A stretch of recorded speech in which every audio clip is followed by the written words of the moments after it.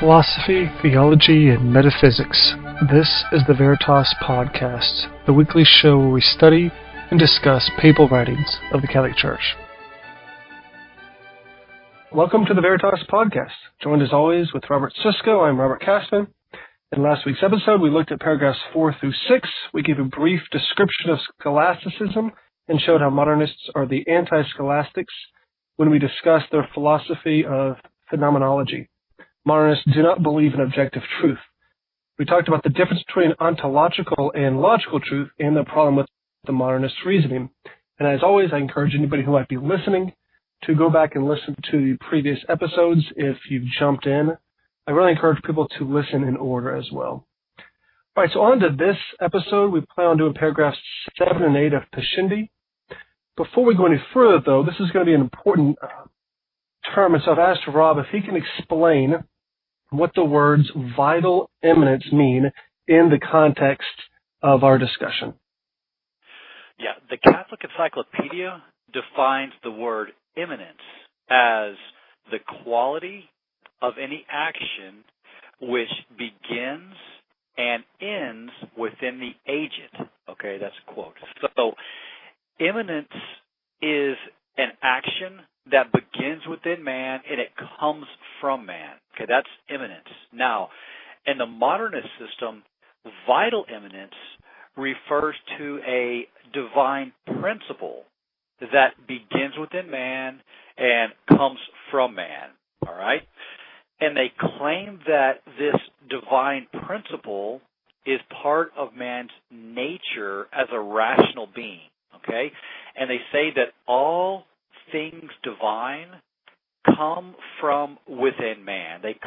All divine things come from this divine within man that's part of man's nature. So the divine has its source within man.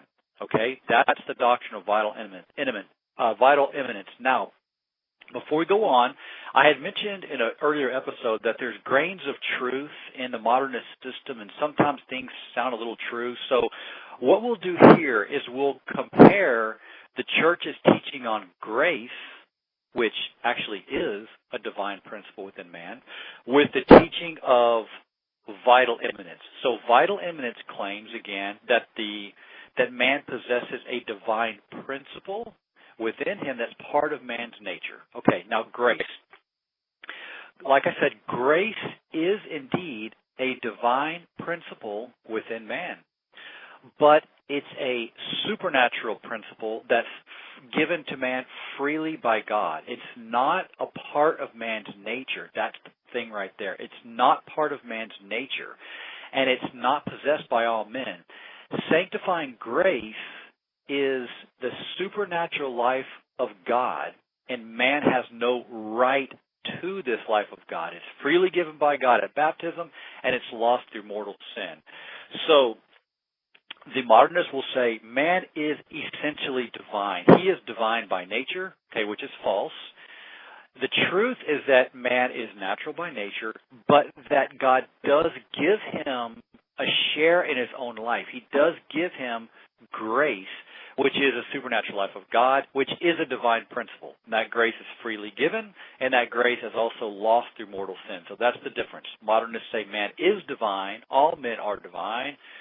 The teaching is that man is not divine, but that God gives him a share in his supernatural life. And there's certain things required of man to be able to have that, but the grace itself is freely given when man, I guess you could say, meets those conditions, and then it's lost through mortal sin. So, again, what the modernists claim is that man possesses a divine principle that's part of his nature.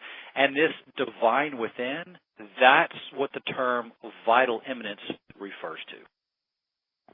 Now, Rob, don't you think, though, that if people believe that the divine comes from within, and that leads to them believing their God, there's a heresy that's coming around that is kind of similar to that, where man becomes God through baptism. They claim that since grace is a participation in the divine nature, when man receives grace, he becomes God. They even quote some of the church fathers who taught that when grace enters the soul, man becomes deified.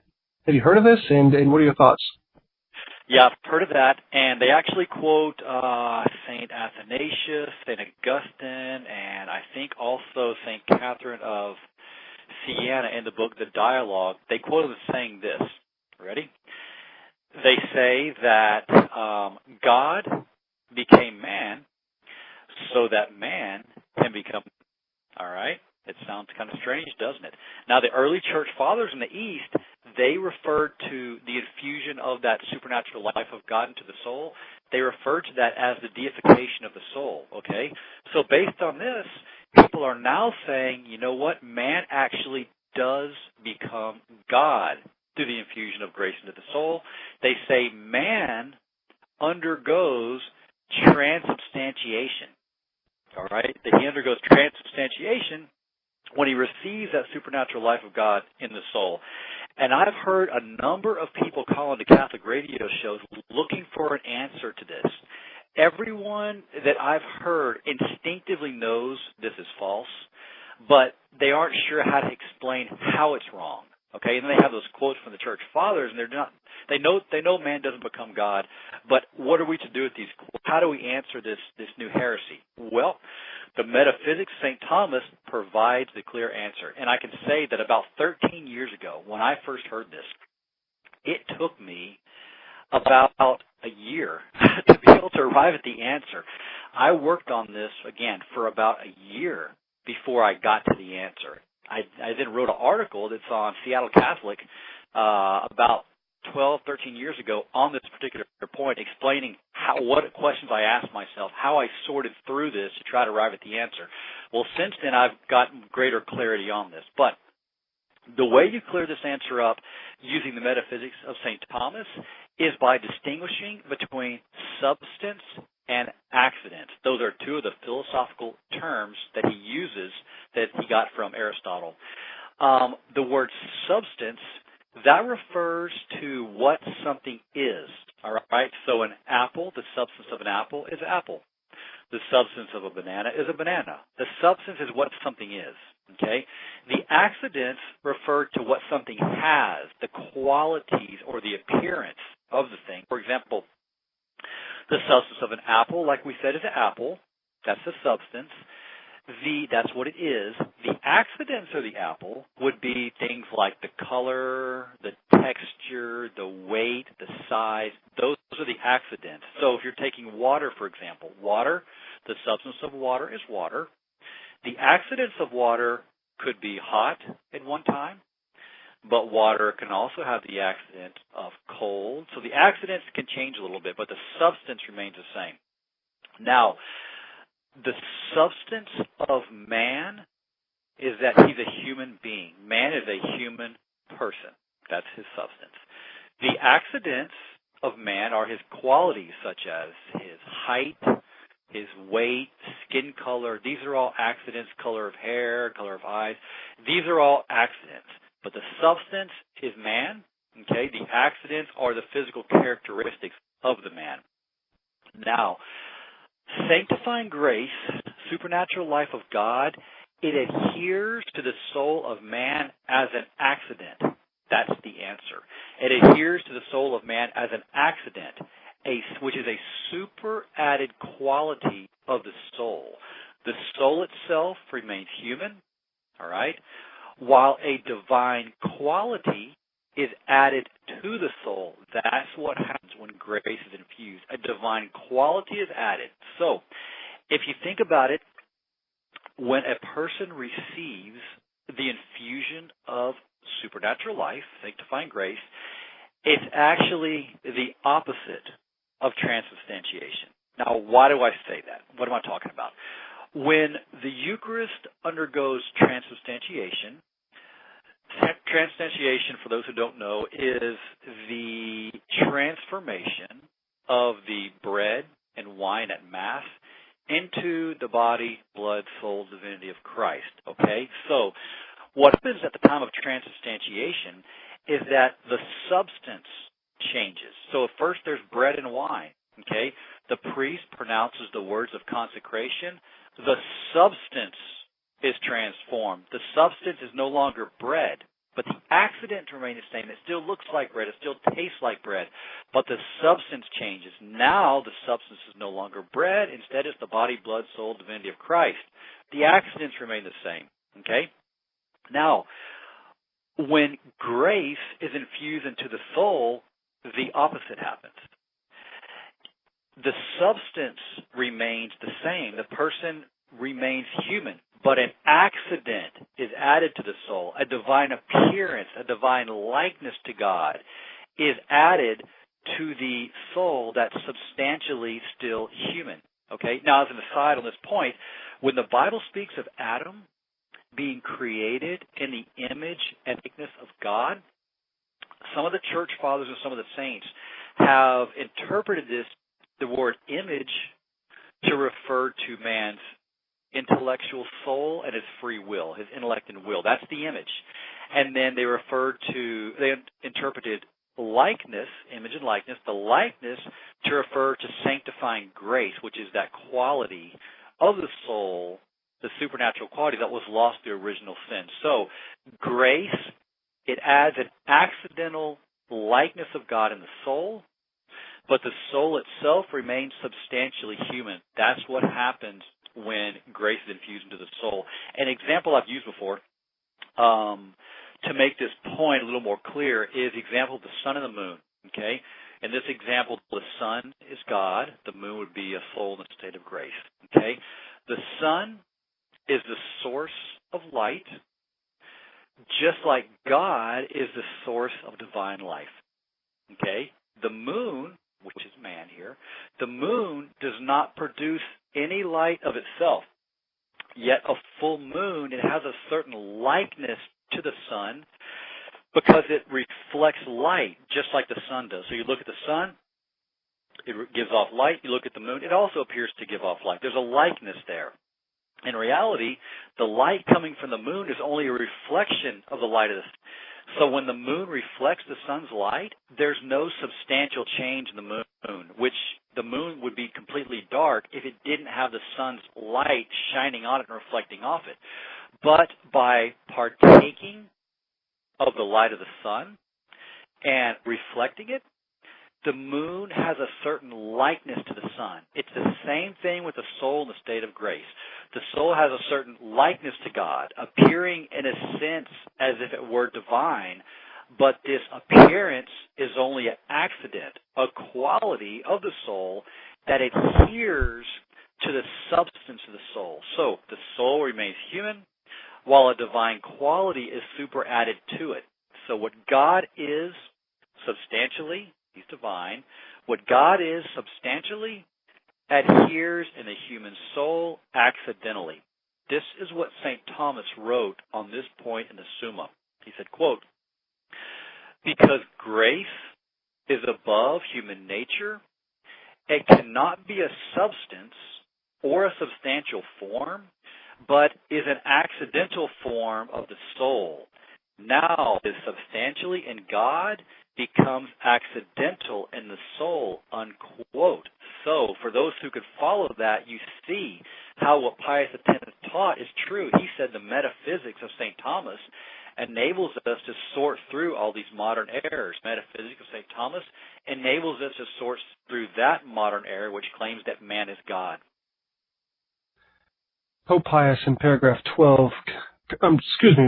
7 continues, quote, "However, this agnosticism is only the negative part of the system of the modernists. The positive part consists in what they call vital immanence. Thus, they advance from one to the other.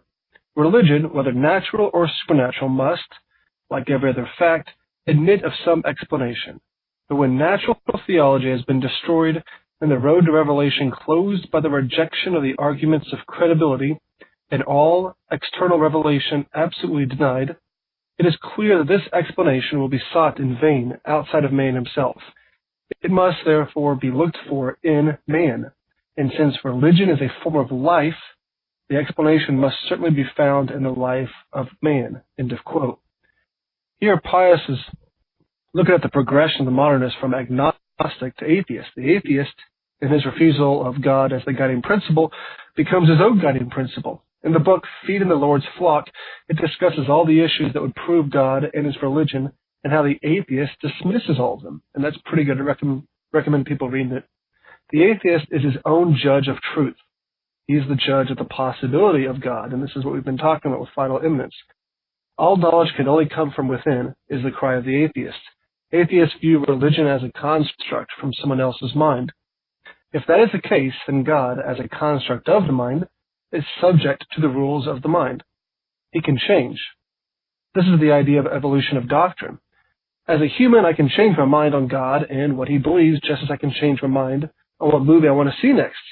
This way, the atheists and the modernists become the author of God, deciding what is right and what is truth. This leads man to be accountable only to himself. In the book I keep quoting, Feeding the Lord's Flock, it discusses that atheists believe someone creates a religious experience to fill a need to feel a certain way, back to the senses again. Another consequence is that modernists can feel God in anyone or anything or no one. We hear the phrase, my God tells me. God is the God of everyone, whether they feel him or not. Modernists are all about senses, keep in mind, as we've said before. Rob? Yeah, everything comes from within man and is made known to man either by his feelings or by his consciousness. They'll sometimes call it his awareness. And that's why they deny public external revelation, since revelation comes from outside of man. And you mentioned how atheists consider religion to be, as you said, a construct from someone else's mind. But actually, the true religion did come from someone else's mind. It came from the mind of God, and it was revealed to us through the person of Christ and by the apostles. So the teachings of Revelation, they do have their source in another mind, the divine, as Christ himself said. I think it's in the Gospel of John. He said, and he's speaking of man, as man here, he told the Jews, my doctrine is not mine, but his who sent me, unquote. So a Catholic who adheres to the teachings of Christ, he can say the same thing. Our doctrine is not ours. It didn't come from us, but it came from heaven.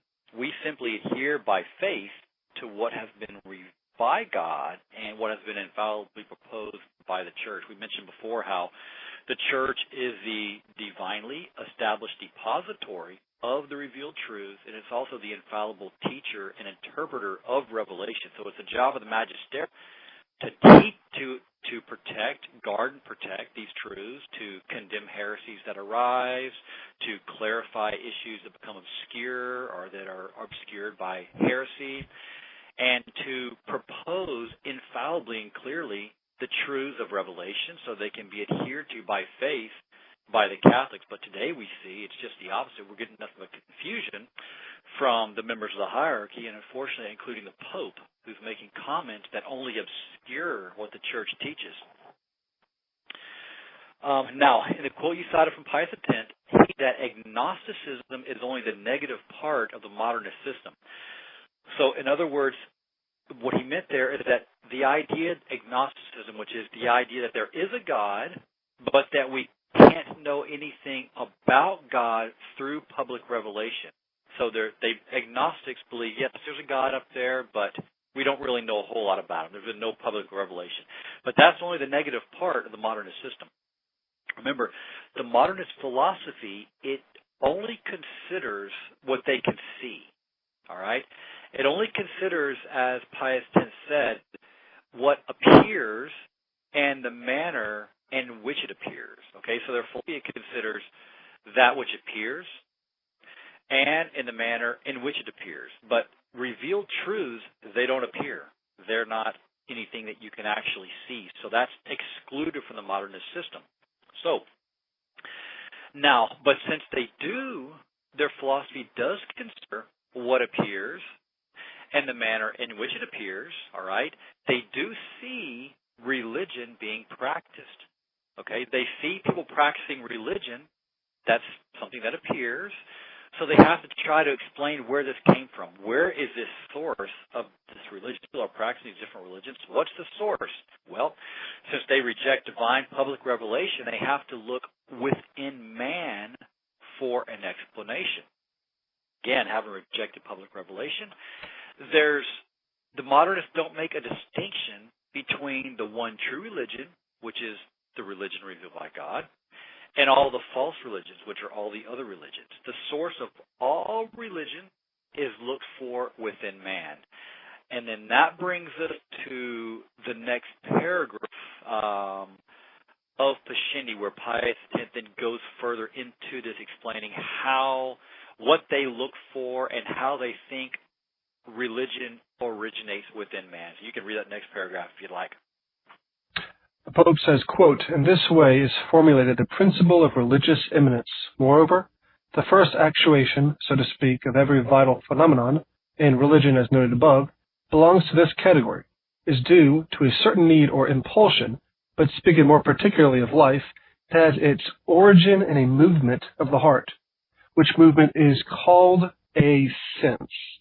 Therefore, as God is the object of religion, we must conclude that faith, which is the basis and foundation of all religion, must consist in a certain interior sense, originating in a need of the divine. This need of the divine, which is experienced only in special and favorable circumstances, cannot of itself appertain to the domain of consciousness, but is first latent beneath consciousness, or, to borrow a term from modern philosophy, in the subconsciousness, where also its roots lie hidden and undetected. It may perhaps be asked how it is that this need of the divine, which man experiences within himself, resolves itself into religion. To this question, the modernist reply would be as follows. Science and history are confined within two boundaries, the one external, namely the visible world, the other internal, which is consciousness. When one or other of these limits has been reached, there can be no further progress, for beyond is the unknowable. In presence of this unknowable, whether it is outside man and beyond the visible world of nature, or lies hidden within the subconsciousness, the need of the divine in a soul, which is prone to religion, excites, according to the principles of atheism, without any previous advertisement of the mind, a certain special sense, and this sense possesses, implied within itself, both as its own object and as its intrinsic cause, the divine reality itself, and in a way unites man with God. It is this sense to which modernists give the name of faith, and this is what they hold to the beginning of religion." End of quote. Yeah, this is really deep, and it's difficult to grasp. This is a difficult subject, but what he's saying here is that the modernists look within man to explain the origin of all religion. Okay, and what they claim then, they claim that all these different religions they see, and also you got to ask, where do they arrive at this information? Where do they arrive at their beliefs? They're just coming up with this out of the blue? But anyway, that's an aside. What they claim is that it originates, firstly, with a need for the divine. So man feels a need for something more. Okay, that's how it starts, a need for something more. All right? This need for the divine produces at some point a movement of the heart, an interior sense of the divine, or interior sense, we'll say. That's the next action that happens. And this interior sense, that's what the modernists call faith. So faith is not an intellect, for the modernists, faith is not an intellectual assent where you accept the truth revealed by God through public revelation. Faith for them is just something in the heart, a warm, fuzzy feeling in the heart.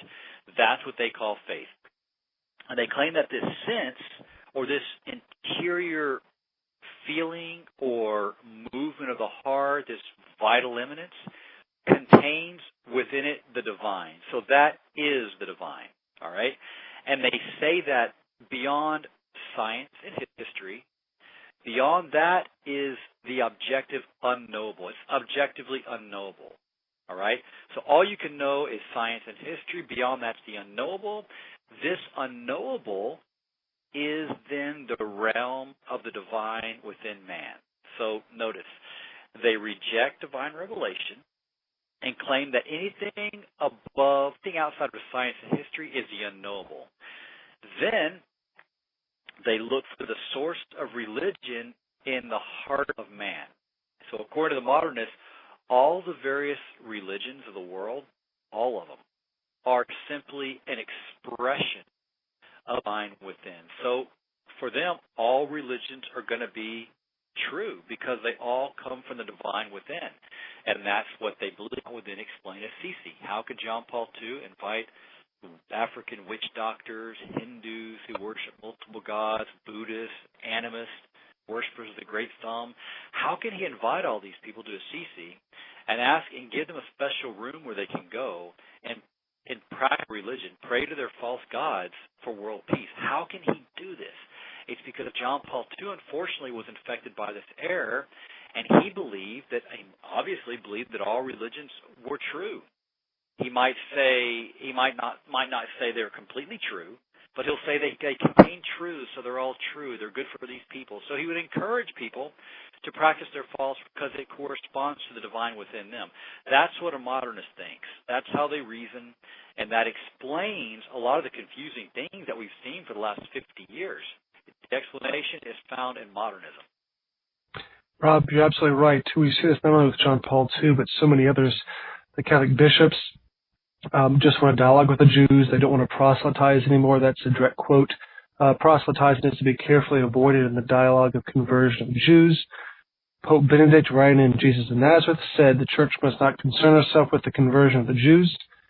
Modernists believe truth a lot of times can be subjective, and Jews have their truth, Catholics have their truth, Protestants have theirs as well.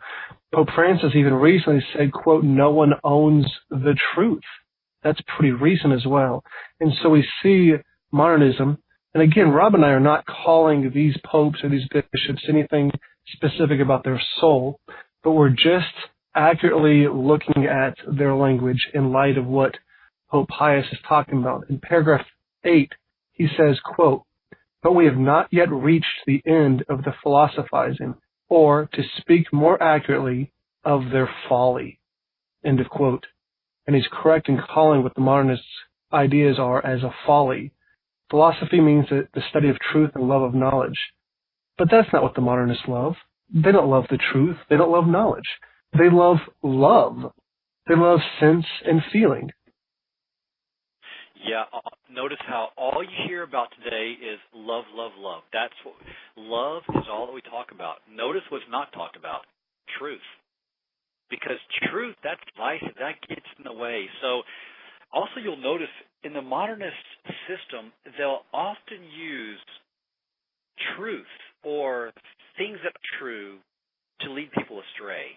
Like they'll focus on love. Well, that's a good thing. Love is a good thing. But then they'll use the excuse love to avoid doctrines, to avoid the truth. The truth is divisive. And you shouldn't proselytize. What's proselytize? Proselytism is attempt to convert people. Jesus said, go throughout the whole world, preach the gospel to every creature, baptize them in the name of the Father, Son, Holy Ghost. He who believes will be saved. He who believes not will be condemned. The mission of the church is to proselytize. But now we have the hierarchy acting as if proselytism is a sin. You shouldn't proselytize. You shouldn't speak the truth to these people. Love. Just love them. Right, because Rob, the truth is not compassionate enough, right? We need to be more compassionate and less truthful. Yeah, the truth is definitely divisive. But Jesus said, I came not to bring peace, but the sword. Now, it's not that he came intending to divide. It's just the effect of preaching the truth is division. Now, imagine how much unity we could have if we just got rid of Jesus. The divinity of Jesus, just forget about that, and then we can have unity with the Jehovah's Witnesses. If we just forget about the divinity of Christ, we can have unity with man, you see? But if you then emphasize the divinity of Christ, Jesus is the second person of the Trinity, well, now you isolate yourself from the Jehovah's Witnesses. If you emphasize the Trinity, you isolate yourself from basically all the other false religions. If you emphasize the Eucharist, if you emphasize purgatory, if you emphasize the priesthood, you isolate yourself from the Protestants. But the fact is, the reality is, truth is divisive, and you still have to speak the truth regardless of any effects that are looked at as negative, because the word effect is the loss of our own souls. And if we start denying the truth to have unity with man, we're going to lose our own soul. So, Rob, that'll do it for this episode. Anybody else who's listening, join us next time. Again, if you have any feedback, we're really dying to hear some. veritaspodcast@blogspot.com is our website. You can also email us on the website as well. We appreciate it.